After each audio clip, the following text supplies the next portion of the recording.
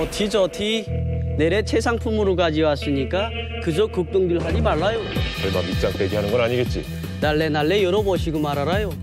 이게 함경도에서 온 바로 그 물건이 맞다면 15억은 거뜬히 벌겠구만. 15억? 돈이 되는 북한 정보. 당신도 이것만 알면 대박 난다. 북한도 사실은 신흥시장으로서 삼대적 가치가 정말 크고 매력적인 데거든요.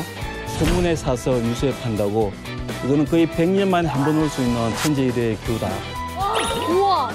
혹시 투자하셨습니까? 예, 저도 조금 사서 예. 야, 이거 해야겠는데. 한국 사람이 단돈 100원에 가질 수 있는 땅이 있다. 뭐? 실은 저 100원도 어떻게 보면 비싸다고도 볼 수도 있어요. 그러니까 거기가 정확하게 좀.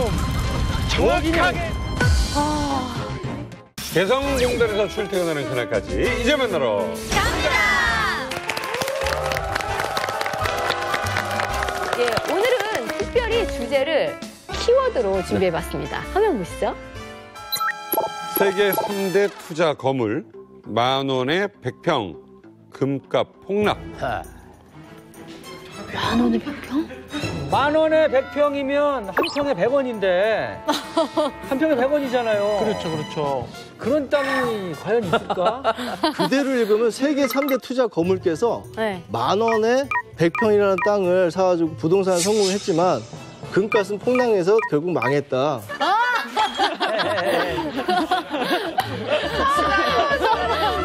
내가 요즘 소설을 많이 읽어. 10,000원에 100평이면 뭐 이게 아무래도 우리가 이만갑이다 보니까 네. 북한 땅 북한 아니겠어요? 땅인가? 아니 아무리 써도 북한 땅 뭐 10,000원에 100평? 너무 싼 것 같은데. 그러니까. 그래서 준비했습니다. 이것만 알면 당신도 대박 난다. 이름하여 북한 랭킹쇼 차트를 달리는 이만갑 돈이 되는 북한. 오. 자, 방금 보여드린 그 세 가지 키워드를 생각하시고 과연 이게 무엇을 의미하나 네. 끝까지 채널 고정하시면 아실 수 있습니다. 아, 왜 정말 세계적인 투자자들이 이 북한을 주목하는지 한번 살펴봐야겠습니다. 오늘 이만갑에서 진짜 어마어마한 분과 영상 통화 연결을 합니다. 와. 누구야? 자, 세계 3대 투자 거물로 뽑히는 분이 워렌 버핏, 그리고 조지 소로스죠. 예, 그리고 또 한 분이 짐 로저스입니다. 그렇지. 네. 설마 그분들이랑 영상 통화를 한다고? 최근에 이런 말씀을 했어요. 북한의 전 재산을 투자하겠다라는 와. 말을 했습니다. 세계적 투자가인 짐 로저스는 북미 정상회담이 한국 증시 재도약의 계기가 될 것이라고 전망했습니다. 오늘 이제만 날아갑니다에서 짐 로저스 씨를 연결을 해서 뭐? 짐 로저스 씨를 연결을 해서 뭐? 왜 북한에 관심을 갖고 진짜로요? 있는지 한번 여쭤보도록 하겠습니다. 짐 로저스 직접 연결해 봅니다. 여보세요? 헬로. Hello, hello, hello, hello. Hello, hello, hello, hello. 와, 진짜. 안녕하세요. 혹시 그 서울에는 와보신 적이 있습니까? I have been to South Korea many times. I've been to North Korea twice. 아, 그러시군요. Okay, so why are you so interested about investing in North Korea? And I'm very interested because once there's an open border and unification, Korea will be the most exciting country in the world. What exactly investment are you looking at in North Korea? Everything will be a very good investment. They have nothing in North Korea. Things like hotels, travel, restaurants, everything. Well, right now it's illegal for Americans to invest in North Korea. So I'm not doing anything except waiting. 앞으로 이제 좋아지면 미래가 계획에 있다. 있는 거죠. 예. 예. 혹시 뭐 내 전 재산을 북한에 투자하겠다라는 말씀을 하셨는데 농담이었습니까? 아니면 어느 정도 진심이십니까? The point I was making a point that I would like to invest in North Korea, and I would like to invest a lot in North Korea. Now, it's not possible to invest a lot in North Korea because there's no market, there's no opportunity. My point was, North Korea is going to be a very good investment, like China was, 1981, 1982. Miss Jung, Miss Jung. Hello, it's Yuna again, Jim. If you had invested in China, Yes. 1981, you would be very rich now. Oh, but that time I wasn't here, you know? I wasn't exist. I was born in 1988, so... Well, okay, but if your parents, if anybody, Yeah. if I had invested in China in 1981, I understand would be you. very rich now.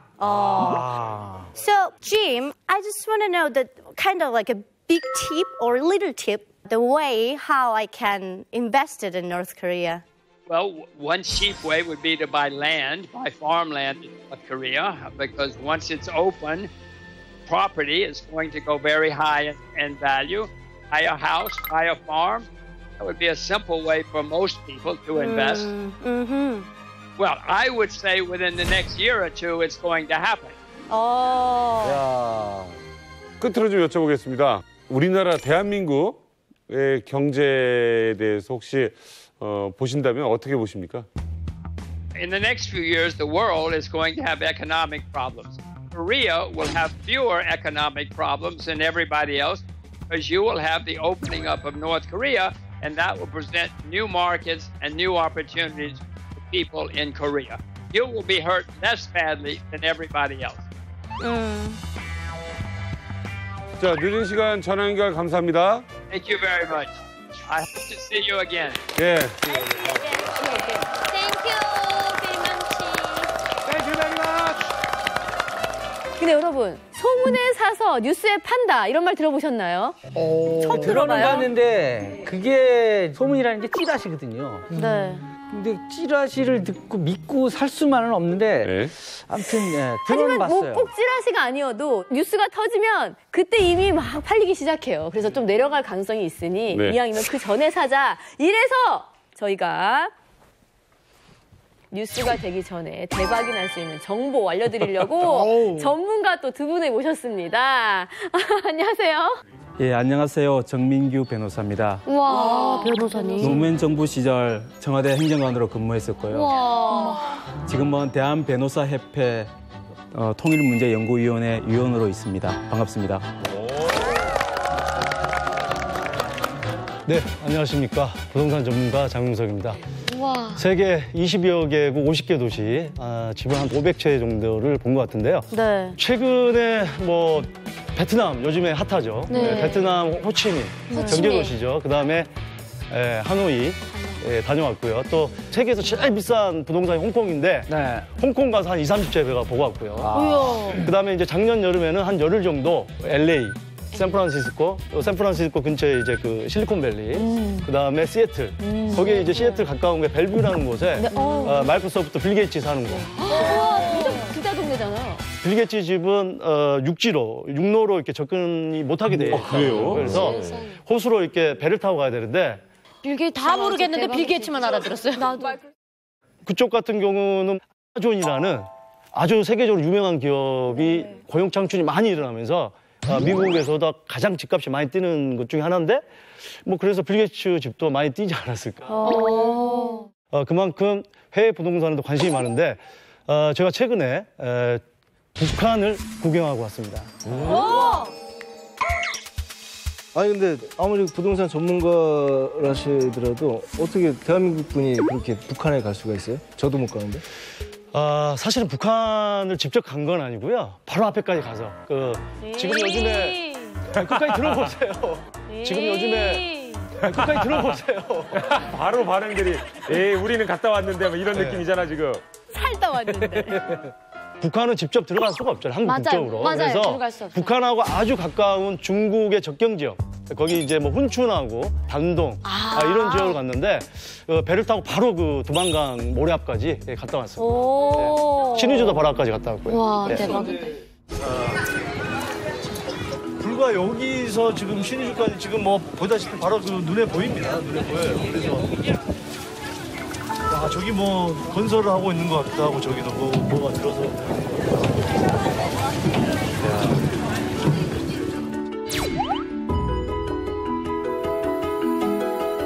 어머, 진짜 갔다 왔네. 와, 대박이다. 일단 우리 정빈아 어사님께서는 그 직업이 변호사신데 불구하고 와, 너무 신기하게 북한 전문가 되신 게 이게 왜 어떻게 하다가 이렇게 되신 건지가 참 궁금하네요. 예, 남북 관계가 가장 좋았던 때가 노무현 정부 시절인데요. 그때 제가 청와대 행정관으로 있으면서 대북 지원 TFT에 참여했었습니다. 그 계기로 북한에 대해서 관심을 가지게 되었었고요. 당시 인도네시아, 베트남 투자에 참여했었는데 그때 신흥시장의 잠재력을 제가 그때 발견한 거죠. 우와. 그리고 또 주위에 이제 김책공대를 졸업한 탈북자 엘리트 선배님들이나 또는 조선족 사업가들이 많습니다. 그분들을 통해서 북한 사업 이야기를 들으면서 향후 앞으로 북한 투자의 기회가 있구나 생각을 했고 그래서 계속 공부도 하고 또 정보를 수집하다 보니까 이렇게 된 것 같습니다. 대북 관련 투자가 말이죠. 아직은 좀 시기상조인 게 어쨌든 대북 제재가 풀린 상황은 아니잖아요. 이런 상황에서 대북 투자 조금 논하기엔 좀 이른 거 아닌가 그런 생각을 하는데 어떻게 보시나요? 물론 그 부분도 일리는 있는데요. 지금 현재 과연 이제 종전선언이 될지, 그다음에 제2차 북미 정상회담이 진짜 열릴 건지, 그다음에 대북 제재가 정말 완화나 해제가 될 건지에 대해서는 사실은 이견이 많습니다. 네. 그런데 남북 관계가 사실은 지금까지 계속 굴곡을 겪은 이유는 미국, 북한, 한국의 지도자들이 궁합이 잘 안 맞았는데 지금 현재 계신 세 분은 궁합이 정말 잘 맞는 거죠.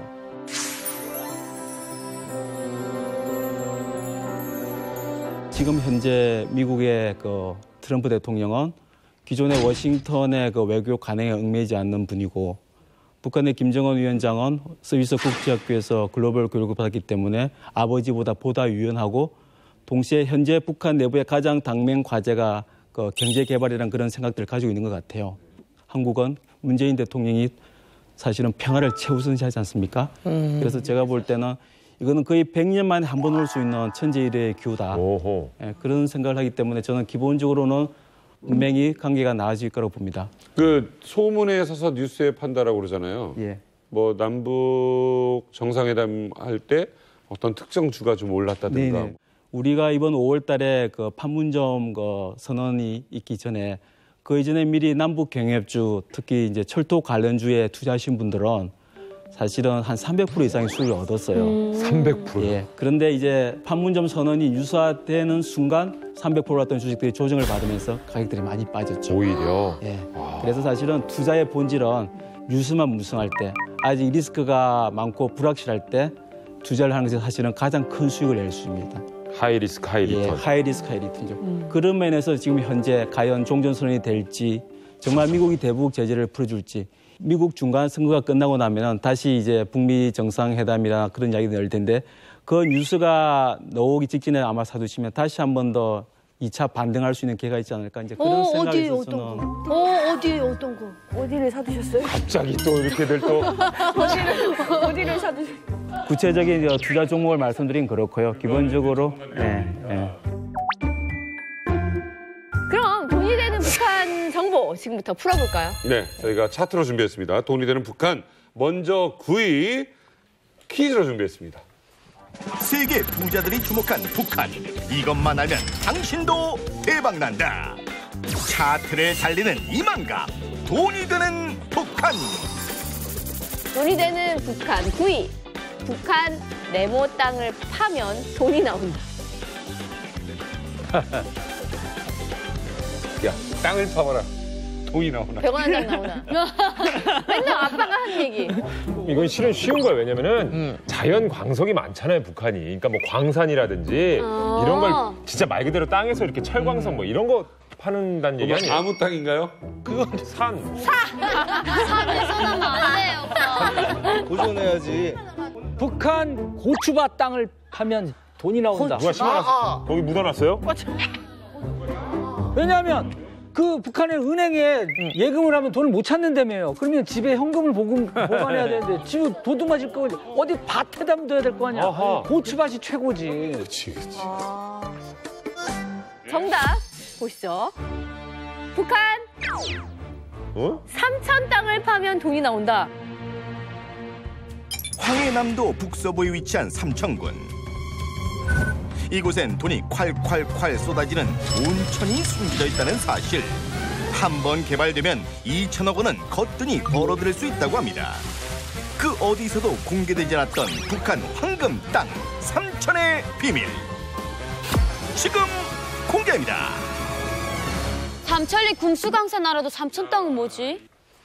이 삼천이라는 것은 황해남도 중부 지역에 있습니다. 아, 지명 이름이구나. 네, 지명 이름이고요. 근데 온천으로 유명한 곳입니다. 여기에 3개의 온천이 있거든요. 삼천 온천이 있고, 그 다음에 수교 온천이 있고, 달천 온천이 있어요.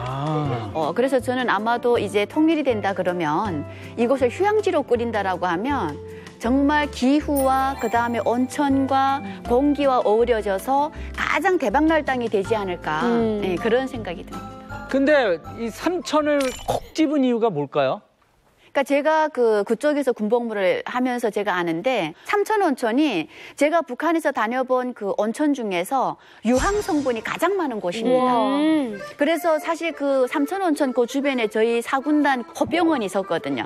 그때 당시 군인들이 피부병 걸렸는데 그 계곡에서 내려온 물에 그냥 샤워하고 옆에 그냥 그 바위 위에서 그냥 몸을 이렇게 말려도 피부병이 낫는다는 정도로.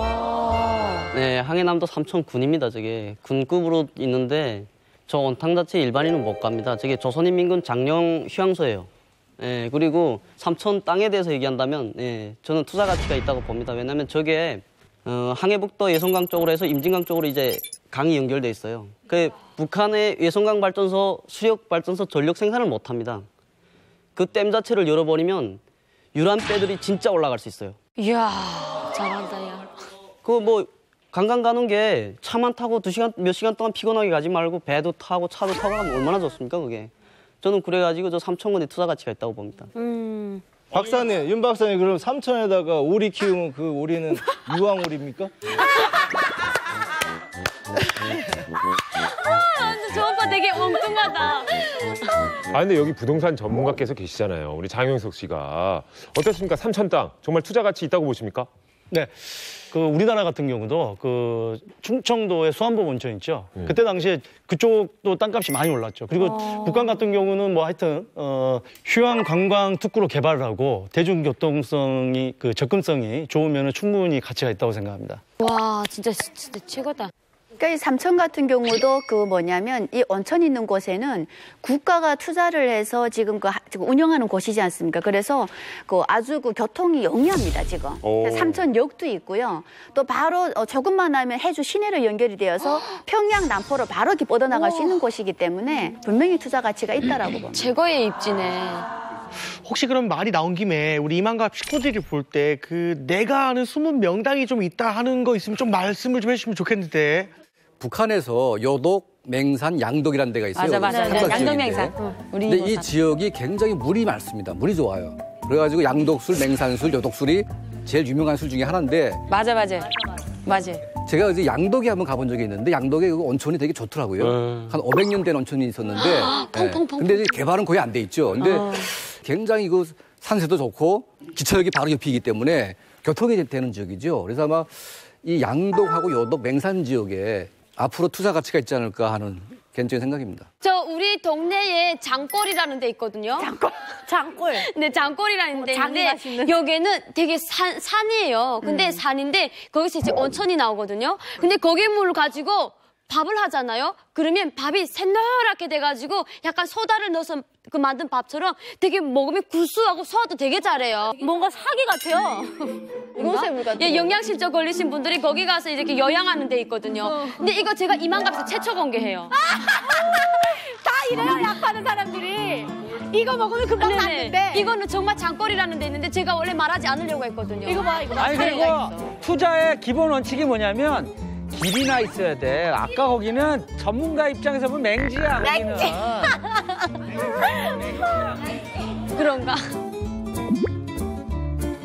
아무튼 지금 온천이라는 게 사실은 이제 고령화 사회 되면서 좀 관심 있는 곳이긴 해요. 그리고 좀 제대로 된 유황온천 우리도 한번 봤으면 좋겠다는 그런 기대가 있는 것 같아요.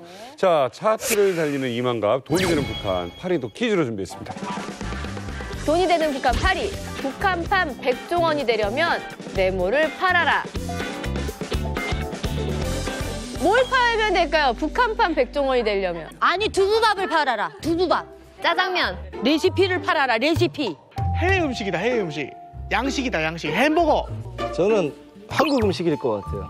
그래서 제가 순실이 형님부터 시작해가지고 이만가 나오면서 이북의 음식을 많이 접했는데 그중에 못 접한 게 한 가지가 있는데 그게 떡볶이예요. 오. 그래서 우리나라의 떡볶이를 북한에다 팔면은 네. 떡볶이? 북한판 100정원이 되려면 떡볶이를 팔아라.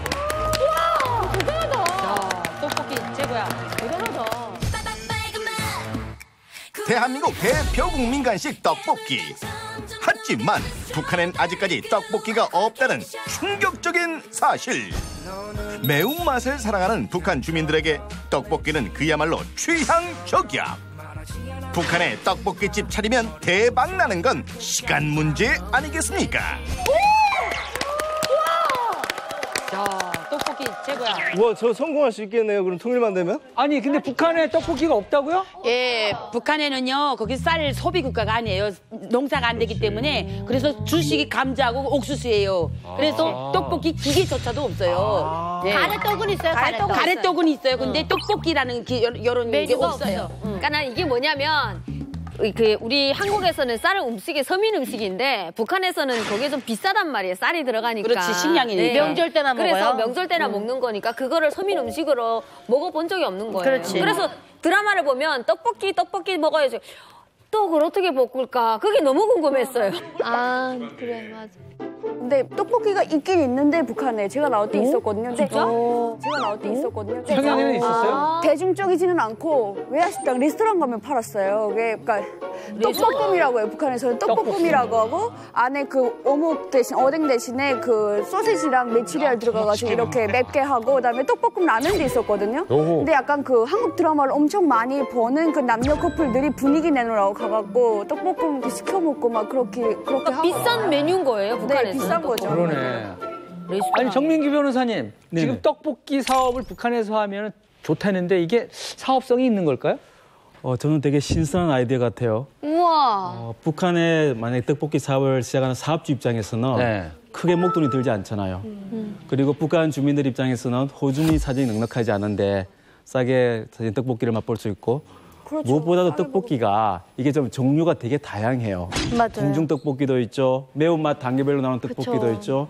그다음에 치즈가 가미된 그 퓨전 떡볶이도 있다 보니까 퐁듀 떡볶이. 북한 주민들 입맛에 조금만 맞추는 그런 현지화 전략만 잘 구축하면은 저는 충분히 북한에서 대박 날 수 있는 사업 아이템이라고 봅니다. 근데 우리가 한민족이잖아요. 그래서 입맛이 비슷할 수도 있거든요. 여기서 궁금한 건 그럼 처음 떡볶이 먹었을 때 한국 와서 그때 약간 거부감이 느껴졌나요? 아니면 맛있다고 한 번에 느껴졌나요? 아니 처음에 먹었을 땐 좀 달았어요 많이. 네. 그리고 소스가 너무 많았어요. 입안에 떡 반이고 소스가 반이니까 막 그거 뭐라 그래야 되나? 이게 막 소스가 너무 많은 거 있잖아요. 그러니까 한국 김치도 그래요. 우리는 김치가 좀 이렇게 좀 허옇고 빨갛다 그래야 되나? 근데 여기 양념이 너무 많은 거예요. 그러니까 입에다 넣었을 때 김치 맛이 아니고 양념 맛 같은 거 있잖아요. 그러니까 떡볶이도 너무 양념이 많은 거보다는 좀 적당하게 어우러지면 좋을 것 같아요. 아, 단맛을 왜 싫어하지? 안 먹었댔으니까. 어렸을 때부터 뭐 설탕을 먹었나 그 사탕을 먹었나 아무것도 없으니까 그냥 맛이 없어.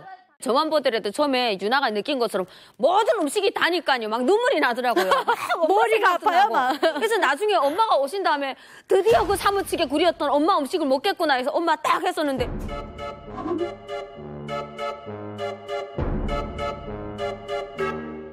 겁나 맛없더라고요. 네. 내 입맛이 바뀌어버리는 거예요. 그러면 지금 우리나라 엄청 매운 떡볶이인데 그것도 달게 느껴져요? 그것도 달아요, 좀. 그것도 달아? 달아요. 근데 오히려 약간 매운맛이 엄청 강하면 단맛을 덜게 느낄 수가 있어요. 그렇지. 그러니까 오히려 매운맛을 엄청 강하게 하는 쪽으로 나가면 또 괜찮을 것 같아요. 네. 자, 떡볶이 업계에서 북한은 한마디로 블루 오션인 셈입니다. 자, 그런데 이만 것보다 한 발 빨리 이 정보를 알아채고 북한 떡볶이 사업에 도전장을 내민 업체가 있다고 합니다. 벌써? 떡볶이 하나로 내가 할라 했는데. 한국은 물론 베트남까지 평정 그리고 그다음 타깃으로 북한을 노리고 있다는 바로 그분을 만나보시죠. 우와. 북한 진출을 목표로 사업을 추진하고 있는 분식 프랜차이즈 영업팀장 이도영입니다. 2015년경부터 중국 상해 테스트 매장을 운영한 적이 있습니다. 당시 북한 식당을 애용하던 중국인들을 통해 현지 입맛에 대해 많은 정보를 얻게 되었습니다. 그 결과 북한 사람들은 당면이 들어가 있는 한국식 튀김류와 순대 그리고 어묵을 먹지 않는다는 정보를 얻게 되어 그의 착안에 현재 입맛을 재현하고 동시에 한국 사람들 또한 거부감 없이 접근할 수 있도록 메뉴 개발을 진행 중입니다. 남북 교류가 활성화돼서 북한 주민들도 다양한 한국 음식을 맛볼 수 있었으면 좋겠습니다. 그래서 저희가 일단 여러분들의 의견을 조금 받고 북한식으로 한번 따라서 떡볶이를 이 정도 하면 되지 않을까 한번 만들어봤습니다. 네, 날이면 날마다 오는 것이 아닙니다. 저희 우리 이만갑에서 네. 정말 많은 이 북한에서 온 우리 식구들, 이만갑 식구들의 의견을 종합을 해서 드디어 북한식 떡볶이 세트를 완성했어요. 저희가 만들어 봤습니다. 이름하여 빨간 인순이 세트입니다. 네. 떡볶이 떡고추장 대파양 파양 배추 설탕 간장 마늘깨 고춧가루 오뎅물 고추장도 우리 이거 직접 만드신 네. 순실이 형. 네. 순실이 형, 이거 어떻게 무슨 메뉴? 어떤 세트예요? 아, 저기 그 인자는 뭐냐면 인조고기예요. 인조고기를 우리는 안에 밥을 말았잖아요. 그래서 새로운 것을 개발하기 위해서 이것을 꼬리를 살짝 잘라주고 밥 싼 부분만 튀김옷을 입혀서 예, 약간 간을 맞춰서 한번 튀겨냈어요.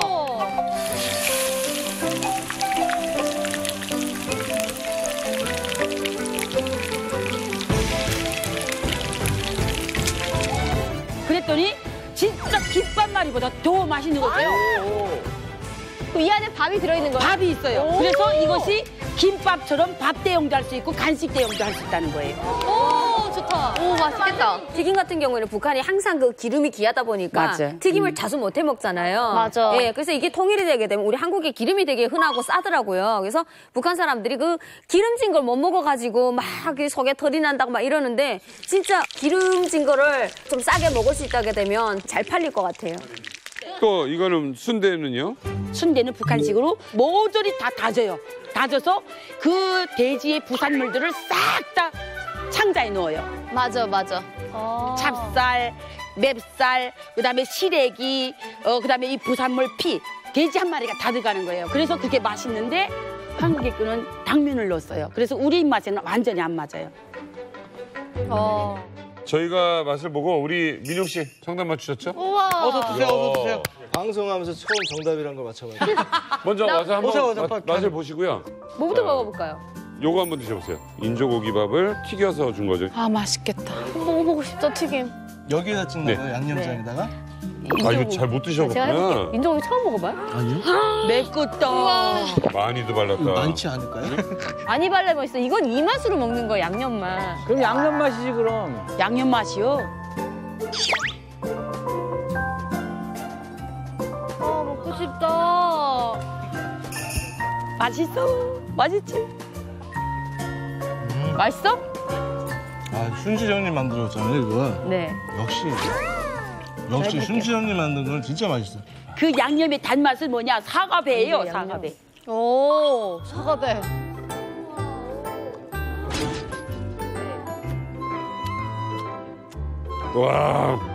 와, 오빠 맛있게 드신다. 어때요? 소감이라도 빨리 얘기해 주세요. 군침이 이게 뭔 일이야? 아니 식감이 어때? 약간 튀김 맛이 나는 거예요, 진짜 김말이처럼? 아니 맛을 얘기를 왜 먹기만 해요? 계속 먹기만 해. 맛있어.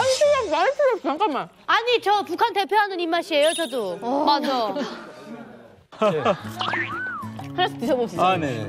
어떤지 투자하실 건지. 이거는 한국에서 팔아야 돼. 한국 길거리에서.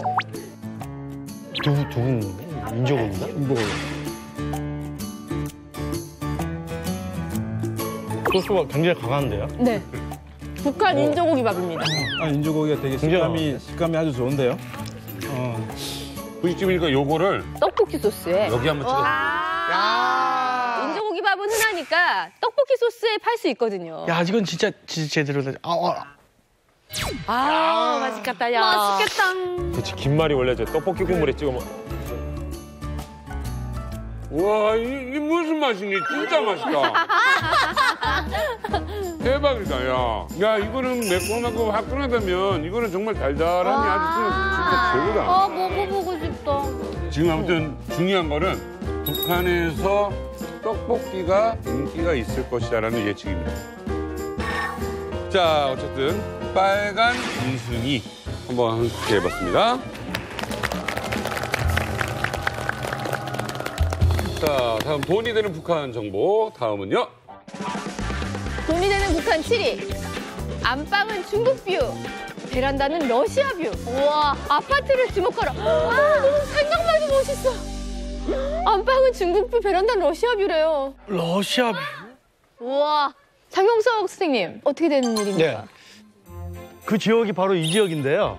예, 이제 여기가 중국하고 북한, 그다음에 러시아 이쪽에다 집을 지으면 어느 쪽을 보든 중국을 볼 수도 있고 북한을 볼 수도 있고 러시아를 볼 수도 있고 세 가지 뷰를 볼 수 있는 곳인데 여기는 이제 중국 훈춘시의 최동쪽 갈 수 있는 끝까지 왔습니다. 그래서 바로 저기 다리 건너서 오른쪽이 바로 북한이고요. 바로 좌측이 러시아입니다.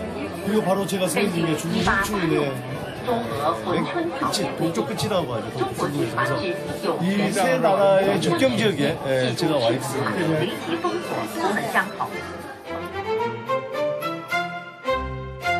제가 이쪽을 갔는데 이쪽은 한 2010년도에 우리나라는 이제 뭐 포스라든지 대기업들이 물류 창고를 많이 지어놨던 지역이고 근데 이제 대북 관계가 또 안 좋아지다 보니까 원래 예상했던 것보다 한 30% 정도밖에 진행이 안 됐는데 지금 이 지역 같은 경우는 뭐 바로 아파트가 있는 지역은 아니고요. 조금 더 설명을 해드리자면 우리가 흔히 알고 있는 연변 조선족 자치주의. 그러니까 우리나라 치면은 뭐 경기도, 강원도 이런 개념이죠.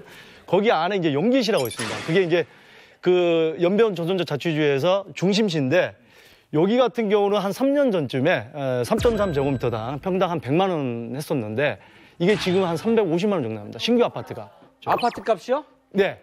그래도 우리나라 기준으로는 굉장히 싸죠.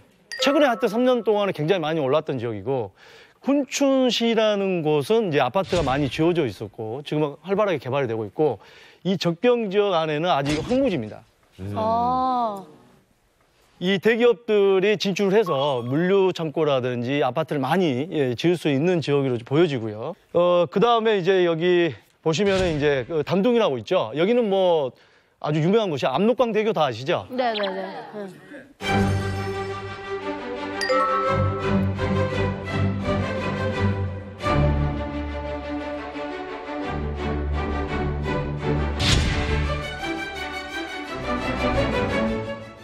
예, 압록강대교가 김정은의 그 녹색 열차가 지나가는 곳. 맞아요. 지선다리. 저도 그거 타고 갔었어요. 최근에는 이제 신압록강대교라고 해가지고 아직 개통은 안 됐습니다만.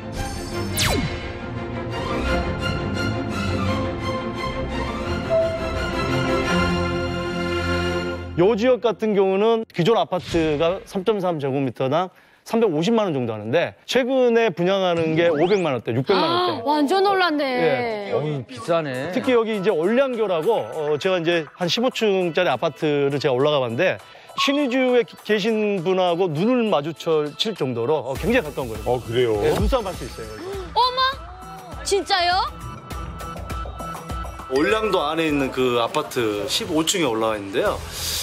지금 뭐 보시다시피 뒤에 바로 신의주가 북한의 신의주가 바로 코앞에 와 있는데 전망이 굉장히 좋고 지금 저기 반대편에는 또 바로 여기 단동 시내가 훤히 보이는 그런 곳이 있기 때문에 굉장히 전망이 좋은데 여기가 지금 평당 뭐 800만 원에서 1000만 원 선에 분양을 하고 있다고 합니다.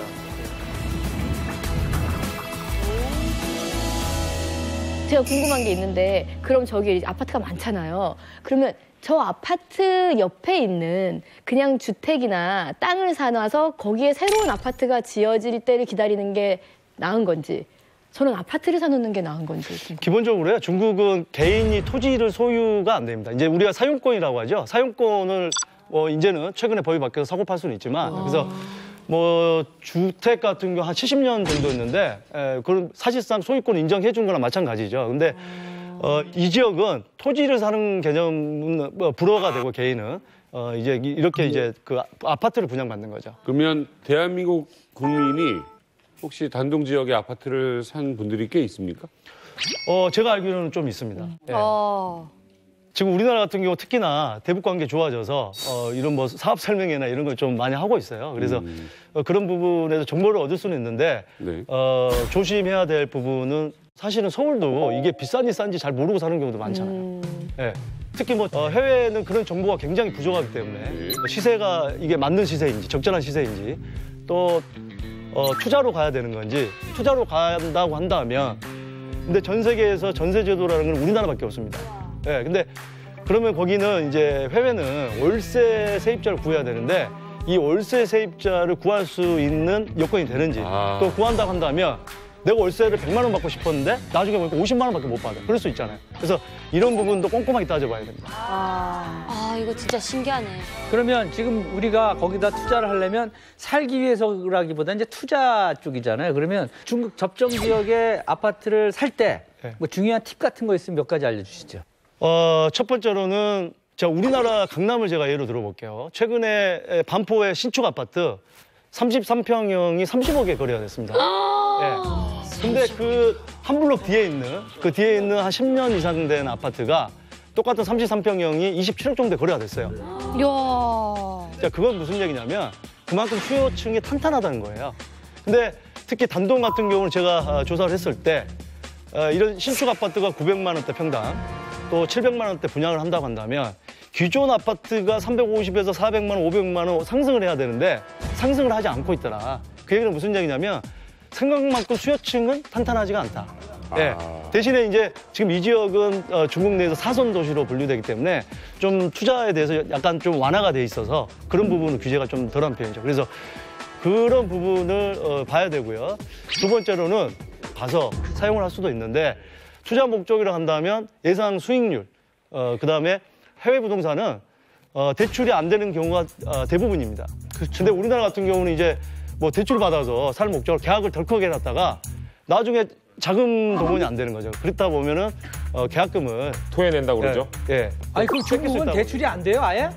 한국에 국내에 체류하면서 기랑 사는 경우, 투자 목적이나 뭐 실거주 목적이든 그런 경우는 거의 대출이 안 된다고 생각을 하고 접근해야 됩니다. 아니면은 그 현지에 한국은행을 찾아가서 방문해서 한번 상담 받아보는 것도 좋은 방법일 것 같아요. 저는 만약에 북한이 개혁 개방이 좀 진행이 많이 되고 대북 제재가 완화되거나 해제가 된다면은 사실은 북한에 있는 부동산도 투자를 한번 고려해볼 필요가 있다고 봅니다. 왜냐하면 아시다시피 북한은 사실은 토지나 건물이 다 국가 소유예요.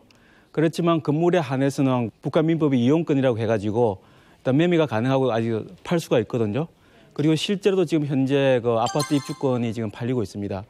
어쨌든 북한이 지금 전략적으로 밀고 있는 데가 5개의 경제 특구가 있는데 그 경제 특구에 위치한 중심 지역권 내에 공급이 희소한 그쪽 부분에 소형 평수의 아파트 입주권을 투자를 하면은 나중에 분명히 가격이 올 거라고 봅니다. 관심 가지시는 분들이 꽤 계실 것 같은데 정말 우리가 이렇게 투자하기에 뭐 절차가 까다로운 편일까요? 사실상 까다롭지는 않습니다. 그래요? 전액 20일로 넣으면 바로 그 예고 등기라고 해서 전산에 바로 뜬다고 합니다. 예. 그래서 오히려 우리나라보다는 그런 게 좀 투명하고 빠르다. 대신 목돈이 한 번에 딱 그래서 필요하고. 중국도 중국이지만 저쪽 러시아 쪽은 어떤가요? 접경 지역? 러시아 접경 지역. 러시아도 괜찮네. 저는 사실 러시아를 안 가봤는데 토지를 제가 알기로는 일부 지역은 무상으로 개발하게끔 하는 제도가 있어요.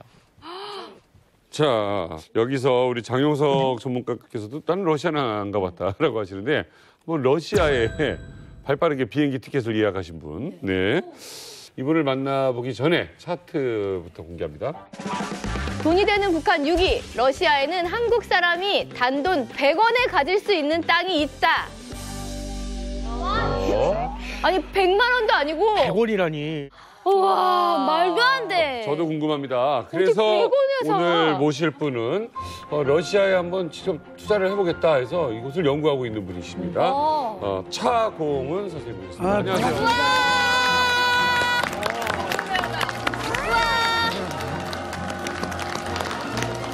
일단은 단도 진입적으로 좀 여쭤볼 건데 이 100원짜리 땅이 일단 실화인 건지가 정말 궁금합니다. 예. 이 진짜예요, 이게 일단은? 러시아는 토지를 이제 외국인한테는 간단하게 임대를 49년 해줍니다. 49년이나 준다. 그러니까 소유라고 봐야지. 그럼 50년 가까이 해준다. 네, 50년 이거죠? 이제 뭐 중국이나 베트남하고 이제 유사하다고 보시면 돼요. 우와. 49년 해주는데 러시아가 부동산의 장점은 임대료가 아주 저렴하게 준다는 거예요. 실은 저 100원도 어떻게 보면 비싸다고도 볼 수도 있어요. 오호. 땅은 임대 49년, 건물은 소유권이라서 한 돈 1,000만 원 정도면 살 수 있는 걸로 알고 있습니다. 오호. 거기가 어디입니까, 선생님? 정확하게 찍어주시겠어요? 정확하게 찍어주시겠어요?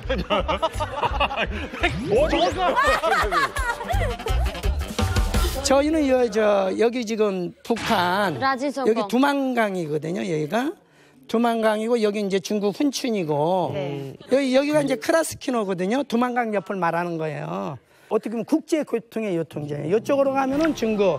삼국이 모여 있으니까. 와. 철도도 환승이 되고 자르비노항, 포에스트항 이런 항구도 있거든요. 좋다.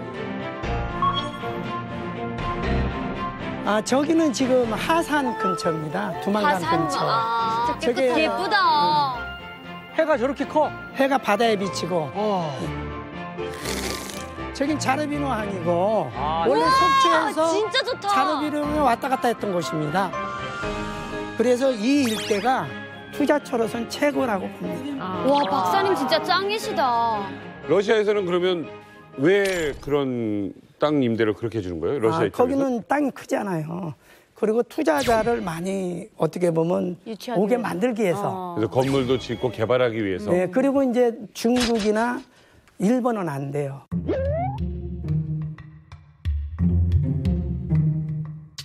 왜냐하면 자기 러시아 나라를 침공한 나라는 토지를 안 해요. 야하. 그래서 한국인들을 가장 선호하고 있고. 와, 우리도 갈 수 있겠네. 저는 이제 여기다 휴게소를 치면은 이제 휴게소를 일단 1차적으로 휴게소예요. 거기서 지금 뭐 소떡 이런 거 파실 그런 휴게소를 얘기하는 거예요? 아니, 뭘 파는 휴게소를 얘기하시는 거예요? 우리나라 휴게소예요. 주유소도 있고. 네, 그럼 다 있고. 그리고 더 나가서 6만 평이니까 거기다 아울렛. 그리고 더 나가서 이제 아울렛 괜찮다. 숙박업 그런 것도 이제 숙박까지요? 구상을 하고 있는 거예요. 아니 선생님 그러면 지금 거기다가 이제 휴게소를 지신다는 거 아니에요? 네. 그런 이제 펀드를 조성한 거니까? 아니 나 개인적으로. 개인적으로? 네, 개인적으로. 선생님 연락처 좀 주세요. 뭐 3,000원 투자하고. 제가 궁금한 건 휴게소라는 거 그 옆에 뭐 차도 많이 다니고 뭔가 왕래가 많이 돼야지 되는 건데 그쪽에 아직 북한하고 막 이렇게 왔다 갔다 하는 사람들이 많나요? 저는 미래를 보고 하는 거예요. 통일된다고 보고. 실은 원래 제가 낮은 선봉에 가서 하려고 그랬어요. 우와. 92년도에. 와. 그런데 우연치 않게 크라스키노하고 여기 이제 하산을 알게 됐어요. 그때부터는 투자 준비를 한 겁니다. 죄송하지만 주변에서 말리는 분은 없었어요? 진짜 궁금해서. 걱정하시는 것 같아. 저는 정말 궁금해서. 저는 통일이 저는 100% 된다고 보거든요. 우와. 한국부동산 박사회에서 예. 거기에서 실은 100만인 도시를 구상하고 있어요. 100만? 하산군에 한국인 100만인을 거주시키자. 우와. 나는 한국 사람들이 거기 이주한다고 봅니다. 아니 100만인 정도면 고양시 인구랑 용시만한 똑같은데. 거를 구상하고 그러니까요. 있습니다. 네. 그리고 저기는 국제도시예요. 중국, 북한, 한국도 들어가죠. 아마 남북 통일이 되고 거기 어떤 교통이 원활하게 되면은 굉장히 불붙어가지고 금방 될 겁니다. 저기 지금 굉장히 진지하게 이명선 대표님 듣고 계시는데 임 대표님 같으면 거기 투자하시겠습니까?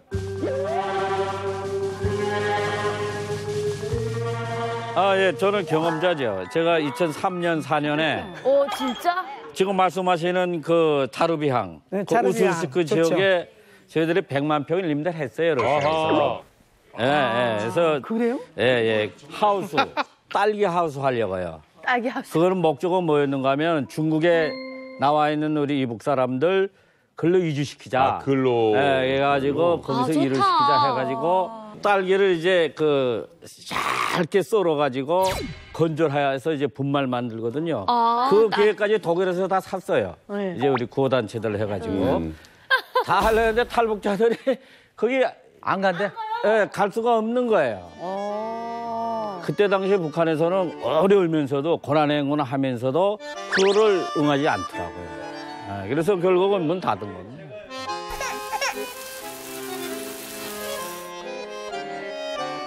제가 본 것만 말씀을 드릴게요. 지금 두 분께서 자루비노항 이야기를 두 번 나왔는데 속초에서 배를 타고 우리가 중국 연길에 갈 때 도착하는 데가 자루비노항이에요. 이 자루비노항에서 국경인 이제 훈춘까지 2시간 버스를 러시아 버스를 타고 갑니다. 네. 중요한 거는 자루비노항에서 훈춘까지 2시간 가는 그 버스 안에서 제가 창밖을 본 풍경은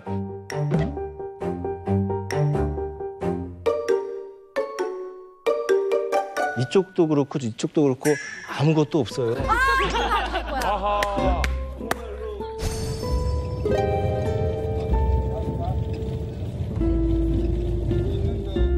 아무것도 없어요. 그러니까 이게 뭐냐면 강남도 맞아. 아무것도 없어. 인천 연수동도 그랬어요. 아 근데 민용 씨는 거기를 왜 가셨어요? 그러니까. 진짜 투자 한번 해보시려고? 최종 목적지는 우리 민족 영산인 백두산 천지예요. 천지를 가기 위한 루트가 여러 가지가 있는데 비행기도 있고 배로 가는 것도 있고 해가지고 그 감정을 느껴보고 싶어가지고 그래서 배로도 한번 가봤더니 정말 2시간 동안 아무것도 없었다. 사실 그 훈춘 같은 경우는 중국에서 지금 이 세계 국경이 접경 지역이기 때문에 상당한 투자를 하고 있더라고요. 근데 바다로 나가려고 하니까 꼭 그 이 훈춘에는 육지를 통해서만 나간단 말입니다. 중국에 바다가 없기 때문에. 그래서 여기에 지금 중국에서는 이미 투자를 하고 있어요. 그래서 아마 우리 그 민용 씨 갔을 때 하고는 지금 다르게 지금 투자가 이루어지고 있고. 그러니까 뭐 훈춘에도 뭐 혀도 들어가 있고 이런데 상당히 정말 뭐 통일만 된다라고 한다면 그러면 분명히 가치는 있다라고 생각이 들고요.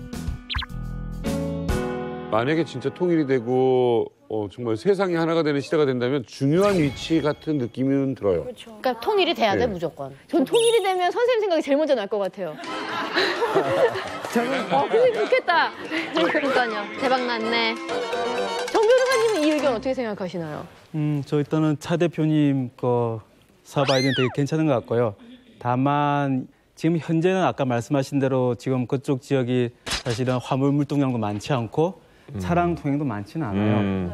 그런데 이제 아까 통일을 말씀하셨는데 통일이 되지 않더라도 만약에 그 북한에서 계획 개방 정책을 실시하고 유엔이나 미국의 대북 제재가 해제되면은 통일이 되지 않은 상태라도 동해선 연결되고 그렇게 시베리아 횡단철도로 연결되거든요. 그러면은 우리 서울에서 만약에 유럽으로 물품을 삼성전자 휴대폰을 수출할 때 바다로 가면은 2배 걸리는데 DSR 이용해서 시베리아 횡단철도로 가면은 시간이나 비용이 2분의 1로 줄어듭니다. 그렇기 때문에 만약에 남북 관계가 정말 개선되고 북한이 계획 개방 정책을 실시하고 대북 제재가 완화된다는 전제 조건이 만약에 충족된다면 정말 이쪽은 아마 동북아에서 가장 중요한 물류의 중심지가 될 거예요. 쉽게 말하면 물류 혁명이 일어나는 거죠. 그렇다면 기존보다 물류량들이 물동량들이 2배로 늘 거고요. 차량 통행도 늘어날 거기 때문에 당연히 휴게소가 매력이 있겠죠. 그래서 중재가 되는 거고 다만 제가 추가로 한 가지 더 말씀드리고 싶은 팁이 있다면 뭐냐면은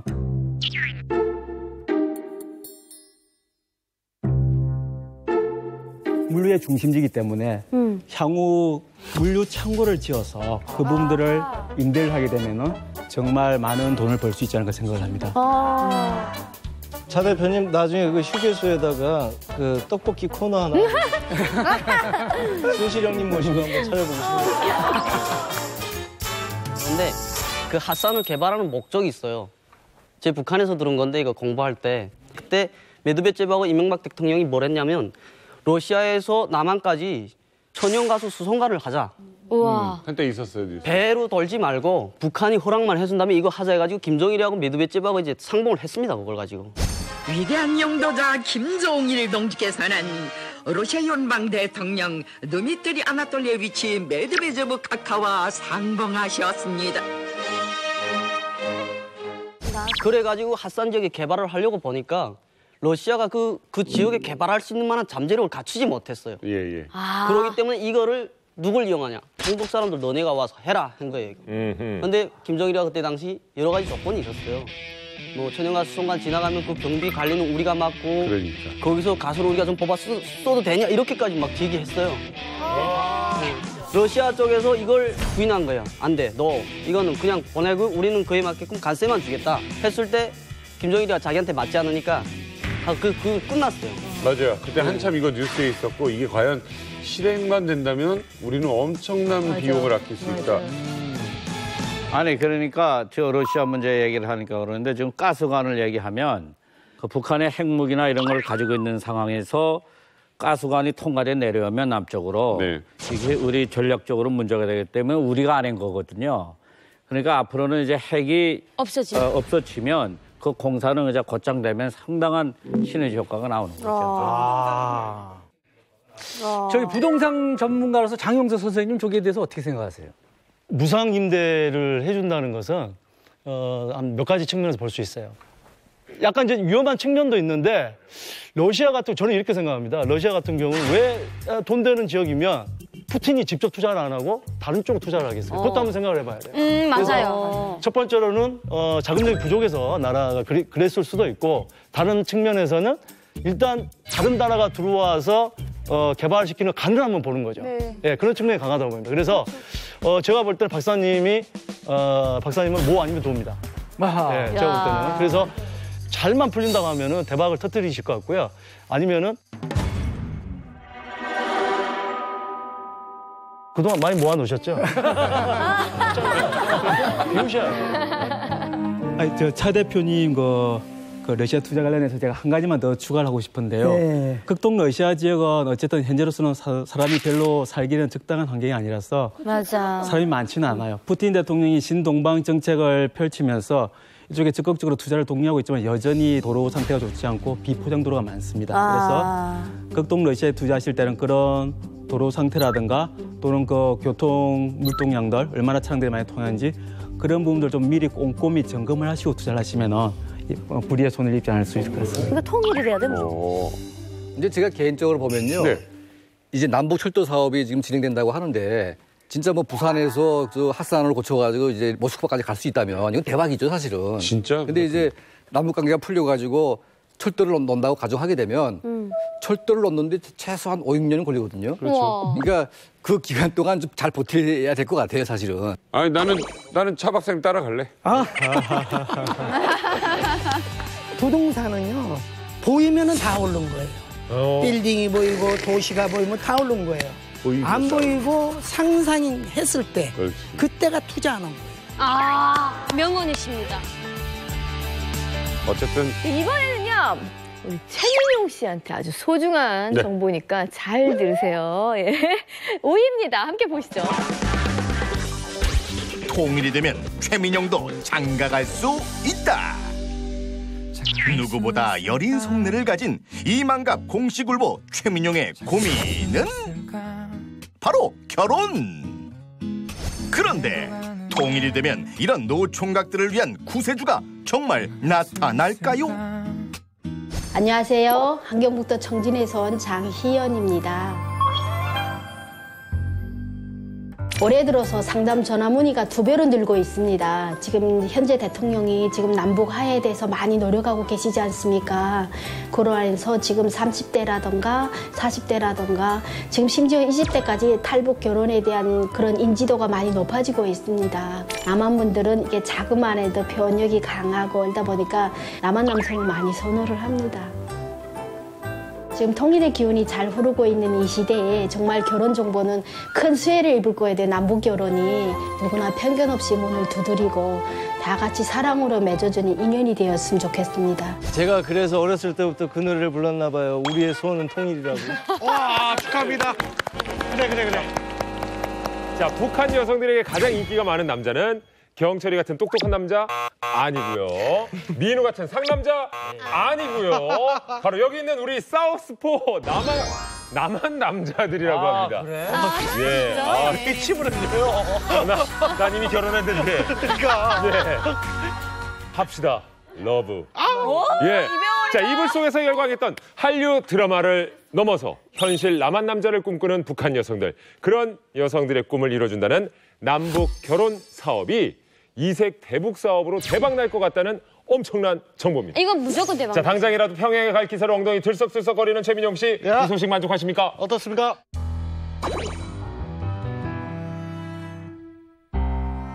처음에 들었을 때 참 기분이 좋았는데 결국 그러면 저는 통일이 돼야지 장가를 가는 거예요. 눈치 빠르신데요.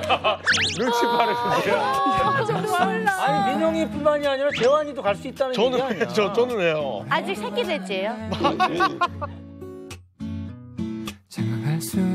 저는 진짜 이제 궁금한 게 있는데 그 북한 여성분들에게 그 남한 남자분들이 정말로 인기가 있는 건가?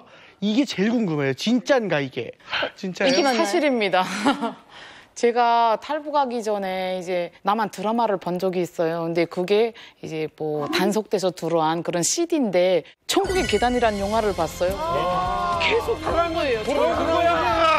그 영화에서 천국의 계단에서 나오는 그 주인공이 너무나도 그러니까 부드러운 거예요. 막. 그러니까 가살 높지. 예.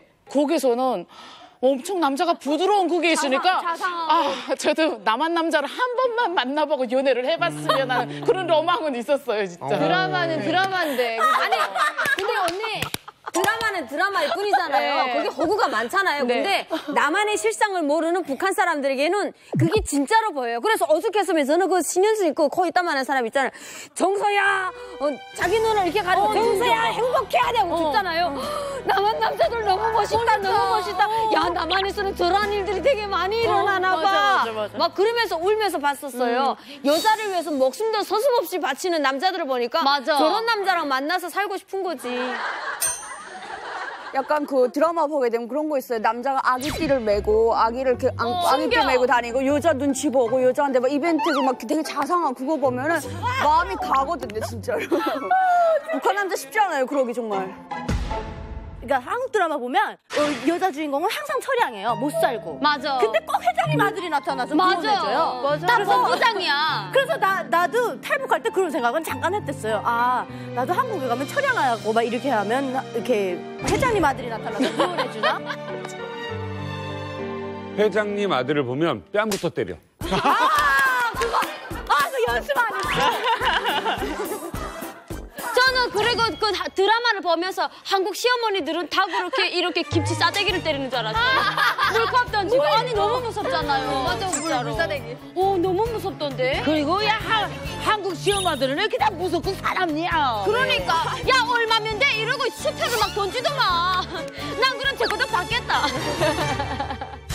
우리 남한 신랑이 그렇게 인기가 많은데 그렇다면 북한에서도 최고의 신랑감, 신부감은 있을 거 아니에요? 아, 있죠. 저죠. 저 저래요? 같은 여자. 언니래요? 저 같은 여자. 신부감은? 메다반? 아니, 그러니까 이게 사실 기존에는 최고의 그 신랑감 하게 되면 대학 나오고 군대 나오고 뭔가 간부로 발전할 수 있는 진부가 있는 사람. 네, 그랬거든요. 네, 간부감. 그러니까 이렇게 했는데 지금은 사실 제가 있을 때에도 드라마가 들어오고 여자들 나서 생계 활동하고 하니까 그러니까 이제 남자들도 거의 가정적으로 변했습니다. 집에 와서 이렇게 방걸레도 치고 안 하면 안 돼. 내가 마누라를 도와야만이 이 마누라가 나를 안 버리겠구나. 네, 그래서 지금은 거의 좀 이렇게 변한 이런 것도 있고 근데 사실 북한에서 온 저희 탈북 여성들이 봤을 때는 남한 남자한테 좀 끌리긴 해요. 이게 뭐냐면 저도 이렇게 살아봐서 아는데 일단 그 매너랑 이 말투에서 아 내가 뭔가 존중받고 있구나 이게 느껴지고 근데 북한 남자는 일단은 북한 사투리야 이 강한 그 억양 오조 이런 것 때문에 그런 것 때문에 제 말투만큼은 정말 자상할 자신이 있거든요. 저는 너무 진짜 자상. 난 널 정말 사랑해. 난 널 정말 사랑해. 난 너가 세상에서 제일 예뻐. 음방울 굴러가는 것 같아. 북한에서는 그렇게 따 이라는 얘기 들어요. 이라는 얘기 들어요.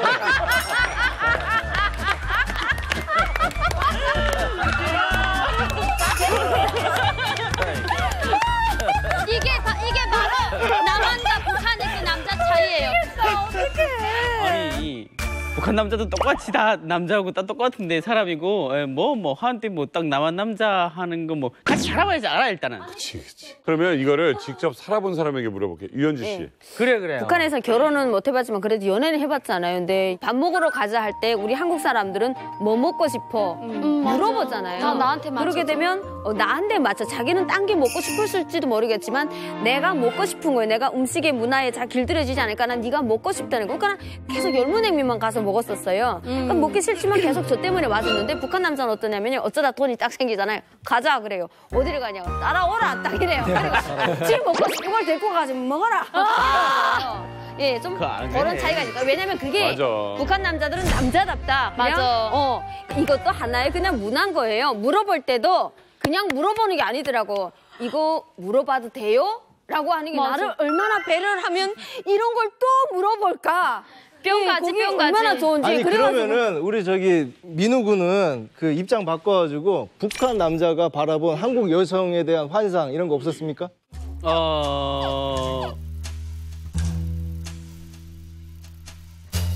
많이 다 들리죠. 부드러워? 만나봤어요? 많이 만나봤어요. 만나는 볼겠죠. 말해라. 근데 땀이 나오고 있어 진짜. 나 왜 그래? 앞에서 왜 그래? 지금 만나고 있는 거 아니야? 일단은 말에서 틀리고요. 그러면 말투. 배려심도 그만큼 많아.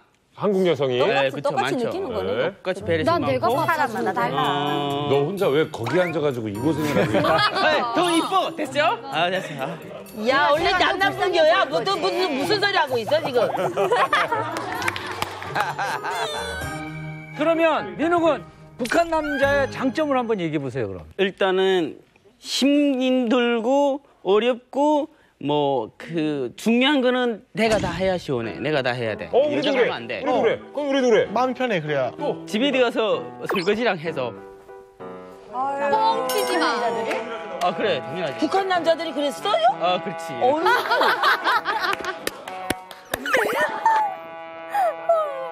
북한 남자가 대한민국 남자보다 이건 좀 매력 있다는 게 뭐가 있을까요? 성격 이런 거 다 떠나서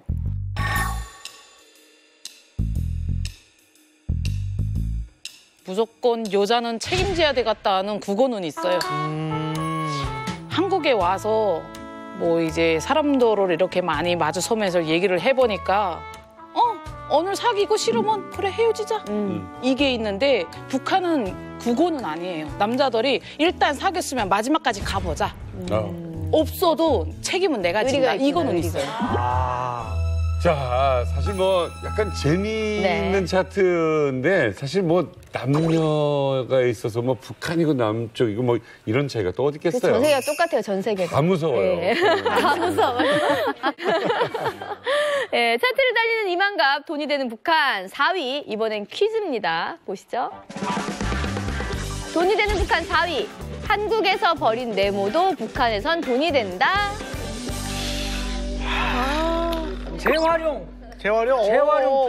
얘기 그거 한번 나온 적 있었던 것 같아요. 그럴 것 같다. 그 쓰레기인데 재활용되는 쓰레기. 이거 일리 있어.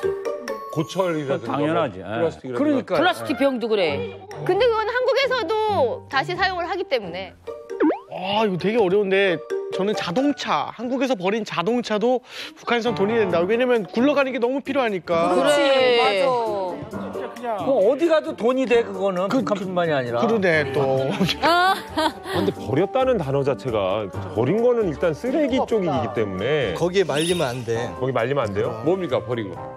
한국에서 버린 소똥도 북한에서는 비료로 쓰기 위해서 돈이 된다. 그럼 대단하지, 그거. 비료. 비료지. 이게 북한에서 우리나라한테 지원해달라는 게 쌀과 비료 얘기를 제일 많이 했거든요. 그렇죠. 자, 정답 공개합니다.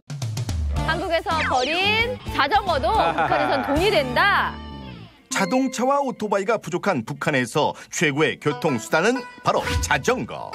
하지만 북한 자전거는 한 달만 써도 고장이 쉽게 나버린다고 하는데, 그래서 한국의 중고 자전거도 북한에선 명품 자전거.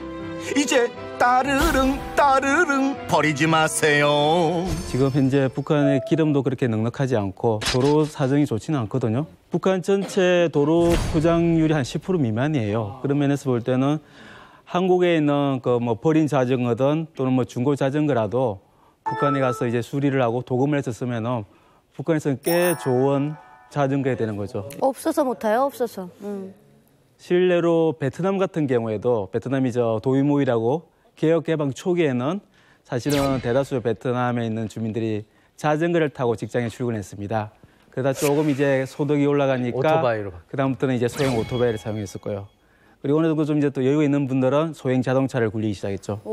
마찬가지로 현재 북한의 경제 소득 수준에 고려할 때는 오토바이를 아직까지 운행할 수 있는 수준 안 되는 것 같고요. 한국에 좀 값싼 그런 자전거를 수입을 해서 좀 수선을 해서 쓴다면은 정말 좋은 사업 아이템이 될 것 같습니다. 제가 처음 한국에 왔을 때 지하철 탈 때 옆에 자전거 이렇게 세워져 있잖아요. 근데 구석에 보면 조금 정말 주인이 손이 낡은 거, 너무 정말 낡은 자전거. 그거 보면서 야 이거 북한에만 정말 보내면 자체로 수리 정도는 지금 북한에 다 하고 있거든요. 그렇지. 자동차도 혼자 수리하니까. 그렇기 때문에 정말 북한에서 정말 큰 효율적으로 정말 쓸 수 있겠다라는 그런 생각이 저는 들었습니다. 강찬 선생님 이거 어떻게 좀 말이 된다고 생각하십니까? 예, 그러니까 이제 저도 북한에 있을 때 이 자전거 한 대가 여기서는 승용차 같은 그런 값어치가 있거든요. 그래서 이제 아까 말했던 갈매기 자전거가 제일 좋았고 이제 함흥의 성천가 자전거가 있는데 이거는 한 달만 타면 다 고장이 나요. 맞아, 그럼 무거워. 그래서 이제 중국산이 좀 좋았는데 일본산은 최고였습니다. 그러니까 이게 아무리 나가도 프레임이 좋기 때문에 다시 고치면 잘 고칠 수가 있거든요. 그래서 아마 자전거뿐만이 아니라 중고 시장 자체가 완전 대박 날 것 같습니다. 그렇죠. 그러니까 소득이 낮기 때문에 아니 중고 중에 다른 거 또 아이디어 야 이거 가면 좋겠다는 거 엄청 되죠. 저는 우산. 야, 우산 진짜. 우산 천지잖아. 맞아. 우산 너무 많아. 우산을 대여만 해줘도 가서 150만 받아도 대박이 날 것 같아요. 산골에 우산이 없어서 막 천이 옛날 거 막 우산살이 끊어진 거 막 이런 거 쓰고 비닐박 막 쓰고 비료포대 꺾기 절반 잘라갖고 쓰고 다니고. 우산 갖다 놓으면 대박 날 것 같은데. 맞아. 정 변호사님 아이디어 좀 들으니까 뭐 좀 들을 만한 게 있었어요? 네, 기본적으로 북한에 사실은 공산품이나 제품이 귀하다 보니까 중고시장 이제 활성화 이야기하셨는데 추가적으로 좀 아이디어를 낸다면은 한국에 있는 중고 농기계나 또는 중고 어선을 북한에 가져가서 만약에 그거 좀 더 수리를 하고 도색을 해서 좀 싼 값에 팔면 와 이건 진짜 승부 보겠는데요? 아시겠지만 북한 어선이 주로 주종이 목선인데요. 목선이 사실은 성능이 떨어지고 또 그나마 또 공급이 별로 안 되기 때문에 한국의 어선들이 플라스틱 어선은 되게 성능이 좋거든요. 좀 되게 오래된 노후한 거라도 만약에 우리가 수선해서 북한에 만약에 수출할 수 있다면은 북한에서는 크게 아마 대박을 치는 상품이 될 것 같습니다. 중고 버스도 대박일 것 같아요. 아니 근데 어선이나 농기계 같은 것도 기름이 있어야 그게 움직이는데 거기 지금 북한에 기름 사정이 별로 안 좋다며요. 그래서 이제 전제가 사실은 우리가 대북 제재가 완화되거나 해제되면은 그게는 우리의 사실은 싼 기름도 같이 가지고 가야겠죠. 혹시 그러면 우리 임 대표님은 어떤 사업을 좀 구상을 하고 계신지 좀 궁금하네요. 나는 지금 현재 한 10년 동안 준비해 놓은 사업이 있어요. 80년요? 10년 동안요? 네, 쇼핑몰, 통일홈쇼핑이라고 이제 시대가 왔으니까 안방에서 북한 상품, 평양 상품을 우리 대한민국 국민들이 다 살 수 있게끔 프레임은 다 완성해 놨습니다. 누가 사요, 그걸? 야, 살 사람 많지. 야, 지금 앙칼림이셨어. 야, 10년 구상했는데, 야. 아니, 속상해서 그래, 속상해서. 해산 백두산 고사리랑 다 사먹게 할 수 있는 거야. 맞아요. 그런 거는. 최고지. 다음은 차트를 달리는 이만갑, 돈이 되는 북한 2위입니다. 대북 제재가 풀리면 2년 뒤에 금값이 떨어진다? 영원한 부의 상징이자 재테크로 각광받는 금. 하지만 남북 교류가 시작되면 금값이 떨어진다는데 특히 북한의 풍부한 광물 자원이 주목을 받고 있는데 그건 바로 북한에 2,000톤의 금이 묻혀있기 때문. 그 많은 금이 대한민국까지 들어온다면 금값 떨어질 수밖에 없겠죠.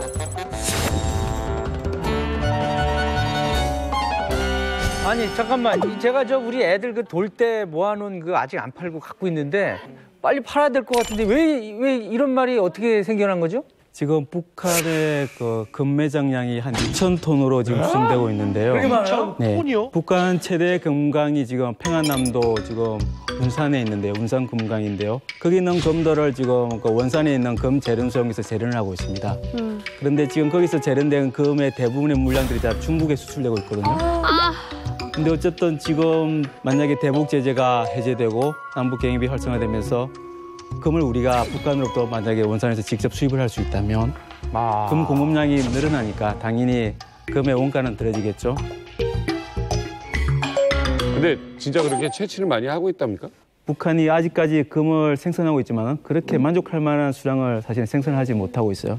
김정은 위원장도 금이 현금인 걸 알기 때문에 개발을 지금 독려를 하고 있는데 여전히 기술이나 자본 문제 때문에 원하는 만큼은 생산을 못하고 있는 것 같아요. 안 한 게 아니라 못하고 있었다는 얘기인가요? 기술이나 전력이나 네. 그다음에 채굴 시설이나 장비를 하는데 너무나 돈이 많이 드니까 못하고 방치하고 있는 거죠. 예. 아니 저 자강도에서 금 캐는 거 봤댔어요. 한 6개월인가 7개월을 와갖고 거기에 텐트 짓고 살아요. 근데 그 기술이 없다 보니까 물에다가 계속 채질하거든요. 아, 사금 채취. 계속 흔들고 나중에 막 엄청 노란 거 조그만 거밖에 없어요. 항해도 저감 이런 사람들 엄청 많습니다. 근데 뭐냐면 그 사금 채취가 가능한 이유가 그 위에서 기본 강산에서 정부에서 가져가는 금을 100%게 축출을 못 해낸다라는 거예요. 네. 그 저희 오빠도 군장교하면서 금강산에서 일을 했습니다. 한경남도 리온 쪽에서. 근데 그 리온 강산 그쪽은 순도가 99%라고 하시더라고요. 근데 군인들이 들어와서 정말 수공업적으로 합니다. 영양실종 군인들이. 그 북한의 금이라는 것은 이제 노동당 39곳이 살아서 다 관리를 하고 있어요. 지금 북한이 유일하게 버티는 이유 중에 하나가 달러는 끊기지만 금이 나오니까. 그러니까 조금씩이라도. 그래서 지금 이제 중국에서 북한 관리들이 이제 뭔가 물건을 살 때 금으로 이제 대체하는 경우가 많아요. 근데 아직 북한 그 금수산 지하 궁전에 어마어마한 양의 금이 있다는 말이 있습니다. 야. 그래서 아마 정말 김씨 왕조의 그런 금괴 이 창고가 털린다면 정말 금 가격이 폭락하지도 않을까 싶습니다. 북한이란 그 지역에 각 지역마다 금은 많아요. 일단은 평안남도 해창이 금 제일 많습니다. 근데 그거를 1차 생산만 해가지고 중국에 싼 가격에 팔아요. 아이고야. 예. 1톤당 20%의 금이 나올 수 있는 만한 그 자원을 그냥 싼 값에 파는 거예요. 예. 그걸 대한민국에서 받아가지고 하면 얼마나 좋겠습니까? 저는 그 생각입니다. 자, 이제 대망의 1위가 남아 있습니다. 네. 우와. 돈이 되는 북한. 정보 대망의 1위 같이 카운트다운. 5, 4, 3, 2, 1. 자, 이제 대망의 1위가 남아 있습니다. 네. 우와. 돈이 되는 북한. 정보 대망의 1위 같이 카운트다운. 5, 4, 3, 2, 1. 꽁트로 준비했습니다.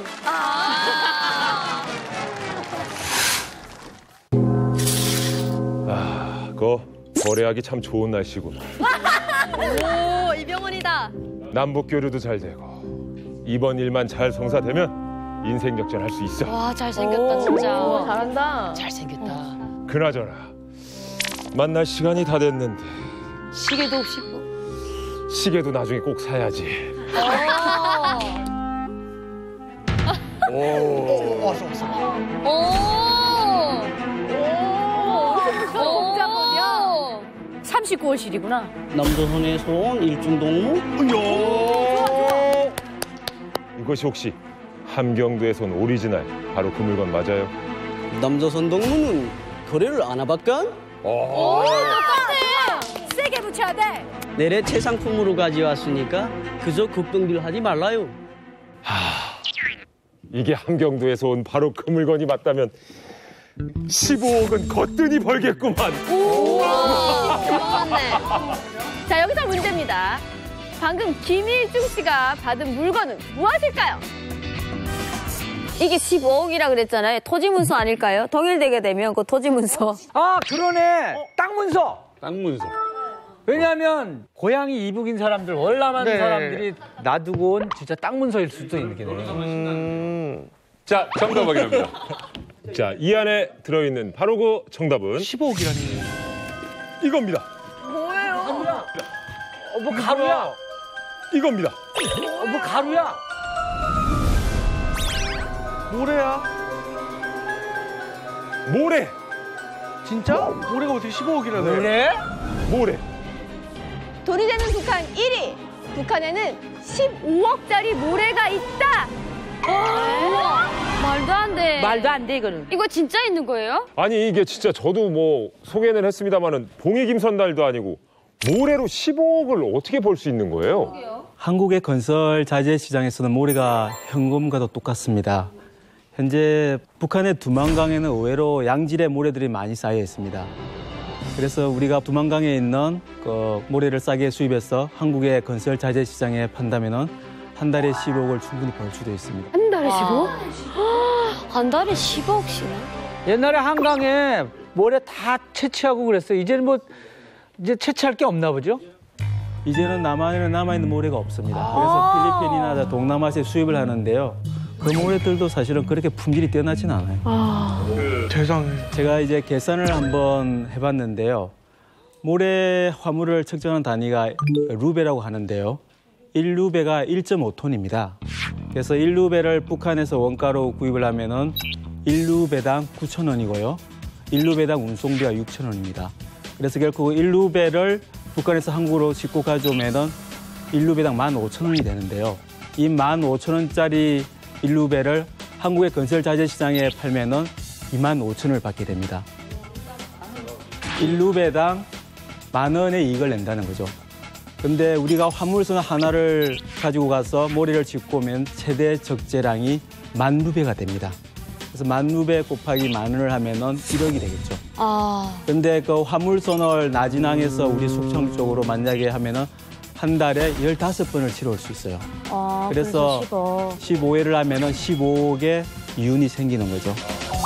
아니 대표님, 저희 아는 지인이 그거 뭐 아는 사람들 해가지고 그거 뭐 투자해서 한번 우리나라에 왔다고 들었거든요. 2005년경에 실제로 한국에 있는 그 회사에서 모래를 두만강에서 적재해서 수입을 한 적이 있었습니다. 당시에 그 많은 그 건설 자재업자들이 그 모래 수입에 매달리는데요. 중간에 이제 남북관계 경색되면서 그 이제 화물선도 운항이 안 되고 거기다 대북 제재까지 이제 되니까 이제 모래 수입이 안 되는 거지.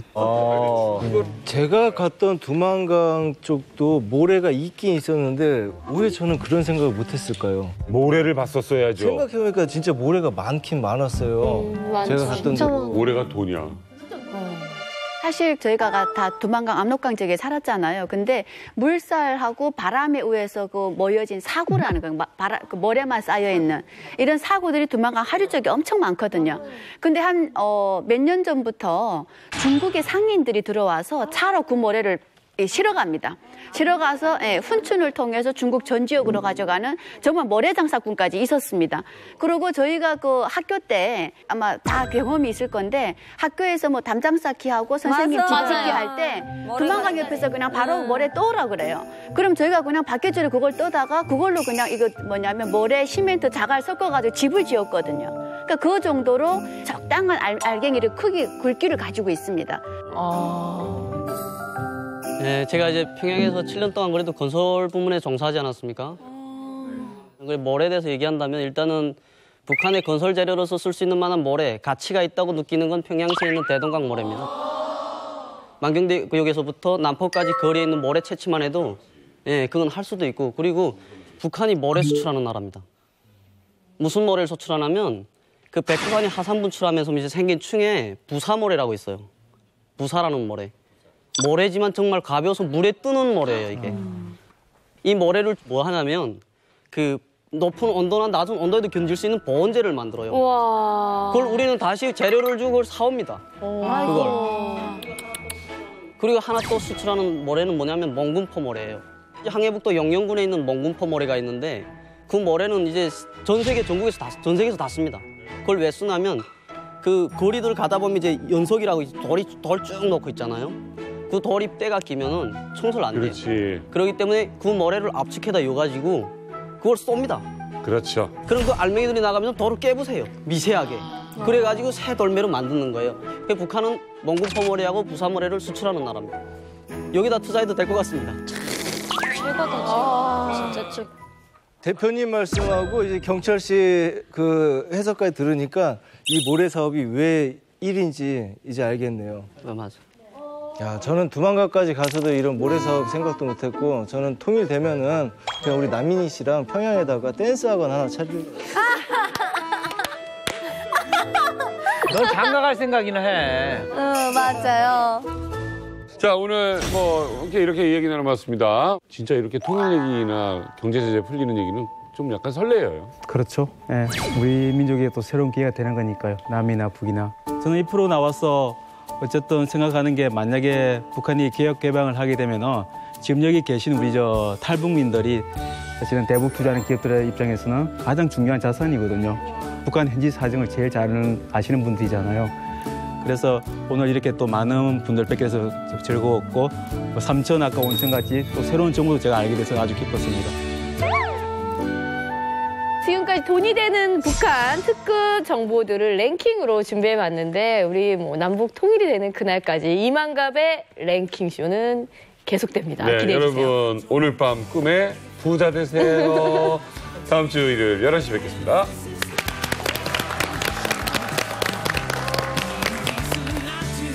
여성 골반 근육 강화기 베리안에서 백화점 상품권을 드립니다.